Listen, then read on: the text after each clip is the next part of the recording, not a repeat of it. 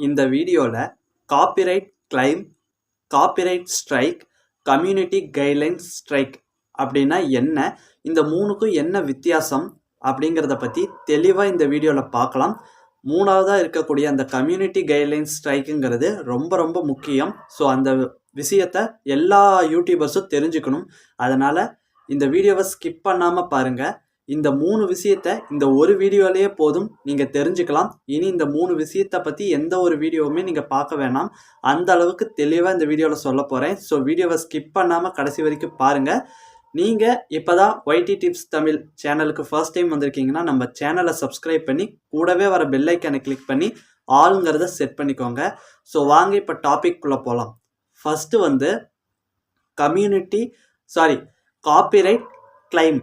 Copyright கிளைம்னா என்ன அப்படின்னா, நீங்கள் உங்களுடைய யூடியூப் சேனலில் நீங்கள் அப்லோட் பண்ணக்கூடிய வீடியோஸுக்கு ஏதாவது ஒரு மியூசிக்கோ அல்லது வீடியோஸோ, ஒரு மூவிஸ் கிளிப்போ, பிஜிஎம்மோ அல்லது யூடியூபு இல்லை வேறு ஏதாவது சோசியல் மீடியாவிலேருந்து ஏதாவது ஒரு வீடியோ உங்களுக்கு தேவைப்படும்.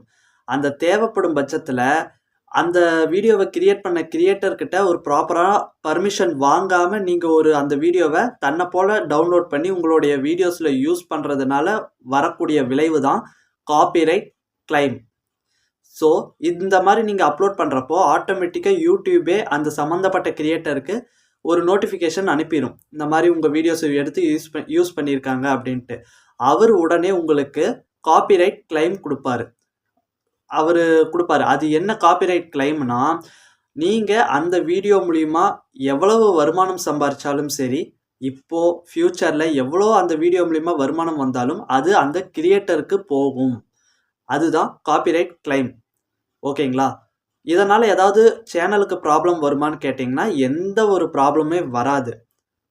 ஆனால் அந்த வீடியோ மூலிமா வர வருமானம் அந்த கிரியேட்டருக்கு போகுமே தவிர வேறு எந்த ப்ராப்ளமும் வராது.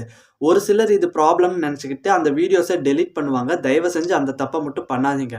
சேனலை அந்த வீடியோஸை நீங்கள் டெலீட் பண்ணுறப்போ உங்களுடைய மொத்த சேனலுடைய குரோத்தே அடிவாங்கும்.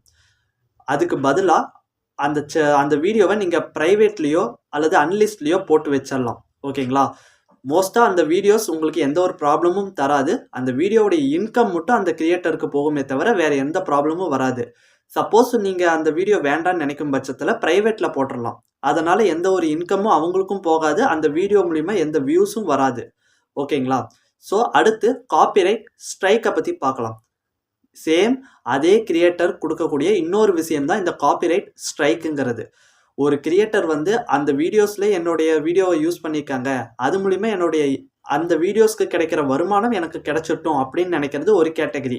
இல்லை, என்கிட்ட ஒரு சரியான பர்மிஷன் வாங்காமல் என்னுடைய வீடியோவை எப்படி அவங்க எடுத்து யூஸ் பண்ணலாம், அது தப்பு அப்படின்னு நினைக்கும் பட்சத்தில் அந்த கம்பெனியோ அல்லது அந்த கிரியேட்டரோ, அந்த வீடியோவுடைய கிரியேட்டரோ உங்களுக்கு ஸ்ட்ரைக்குங்கிற ஒன்று கொடுப்பாங்க.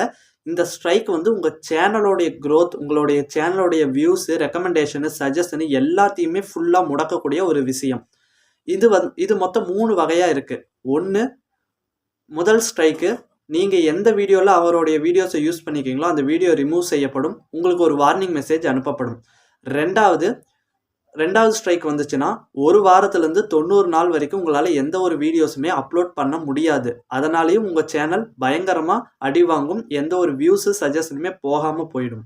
3வது ஸ்ட்ரைக் வந்துச்சுன்னா உங்களுடைய சேனல் பர்மனண்ட்டாக டெலீட் செய்யப்படும். ஓகேங்களா? ஸோ பார்த்துக்கோங்க. நீங்கள் உங்கள் வீடியோஸுக்கு நல்லா இருக்குமேன்ட்டு ஒரு சின்ன மியூசிக்கோ அல்லது வீடியோவை எடுத்து போடுறதுனால அந்த கிரியேட்டர்கிட்ட உங்களுடைய குடுமையே போய்க்குது. அதனால் அவர் நினச்சா அந்த வீடியோவுடைய வருமானத்தையும் எடுத்துக்கலாம். அவர் நினச்சா உங்கள் சேனலையே க்ளோஸ் பண்ணலாம். ஸோ நீங்கள் அடுத்தவங்க வீடியோவை யூஸ் பண்ணி எவ்வளோ தரமான ஆகச்சிறந்த ஒரு வீடியோவை கிரியேட் பண்ணாலும் பரவாயில்ல, அது வேண்டாம். உங்களுடைய ஓன் கிரியேட்டிவில் ரொம்ப மொக்கையான வீடியோ கிரியேட் பண்ணாலும் பரவாயில்ல. வீடியோ மொக்கையாக இருக்குமே தவிர 100வது வீடியோ நீங்களும் சூப்பர் மாஸாக வீடியோ பண்ணலாம். அதனால் எந்த ஒரு காரணத்தினாலையும் அடுத்தவங்களுடைய மியூசிக் வீடியோஸை எடுத்து யூஸ் பண்ணுறத தவிர்த்துக்கோங்க. ஓகேங்களா? 3வது ரொம்ப முக்கியமான ஒன்று, அதுதான் கம்யூனிட்டி கைட்லைன்ஸ் ஸ்ட்ரைக். இது அந்த காப்பிரைட் ஸ்ட்ரைக்கில் நான் சொன்ன அந்த 3 விஷயங்கள் அப்படியே தான் இங்கே வரும். எந்த ஒரு விஷயமும் மாறாது. ஆனால் இது அந்த கிரியேட்டரோ அல்லது வேறு ஏதாவது கம்பெனியோ கொடுக்க போகிறதில்ல, டைரெக்டாக யூடியூபே கொடுக்கும். என்னடா சொல்ற? யூடியூபே நம்மளுடைய யூடியூப் சேனலுக்கு ஸ்ட்ரைக் குடுத்தா, நம்ம எப்புட்றா என்னடா பண்றது? அப்படின்னு கேட்டீங்கன்னா, யூடியூபோடைய விதிமுறைய மீறும் பட்சத்தில இந்த ஸ்ட்ரைக் உங்களுக்கு வரும். அதாவது யூடியூப்ல இப்படிதான் வீடியோ அப்லோட் பண்ணணும். இந்த மாரி கன்டென்ட் தான் போடணுன்ட்டு ஒரு வரைமுறை இருக்கு. ஆ பெட்டிங்கு, மக்கள ஏமாத்துற ஸ்கேம் வீடியோ, மக்கள்கிட்ட பணம் பறிக்கிற மாரி, டெரரிசம், ஒரு தீவிரவாதத்த சப்போர்ட் பண்ற மாரி, இந்த மாரி எந்த ஒரு நடவடிக்கைகள் சம்மந்தமா நீங்க ஒரு வீடியோ எடுத்தாலும், அந்த வீடியோ அப்லோட் பண்ணா, உடனே அந்த வீடியோவ அனலைஸ் பண்ணி யூடியூப் கம்யூனிட்டி கைட்லைன்ஸ் ஸ்ட்ரைக் குடுக்கும். இதுவும் சேம் அதே ப்ரொசீஜர் தான். ஒரு ஸ்ட்ரைக் குடுப்பாங்க. அந்த எந்த வீடியோல தப்பா சொல்லியிருக்கீங்களோ, அந்த வீடியோ ரிமூவ் செஞ்சு உங்களுக்கு ஒரு வார்னிங் மெசேஜ் வரும்.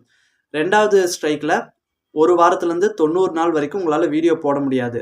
3வது ஸ்ட்ரைக் உங்களுடைய சேனல் பெர்மனன்ட்டா டெலீட் செய்யப்படும். ஸோ இந்த வீடியோல copyright claim, copyright strike, community guideline strike இந்த 3க்கும் உள்ள வித்தியாசம் என்னங்கிறத சொல்லியிருக்கேன். இந்த 3க்கும் உள்ள முழு விளக்கத்தையும் இந்த வீடியோல குடுத்திருக்கேன். இத தவிர்த்து இதுல சொல்ற மாரி வேற எந்த ஒரு விஷயங்களும் இல்ல. ஓகேங்களா? ஸோ இந்த வீடியோ உங்களுக்கு தெளிவா புரிஞ்சிருக்குன்னு நம்புறேன். இந்த வீடியோக்கு ஒரு லைக் குடுத்துருங்க. எண்ட் ஸ்க்ரீன்ல ஒரு முக்கியமான வீடியோ குடுக்குறேன். மறக்காம அந்த வீடியோவ செக் பண்ணி பாருங்க. உங்கள அந்த வீடியோல சந்திக்கிறேன்.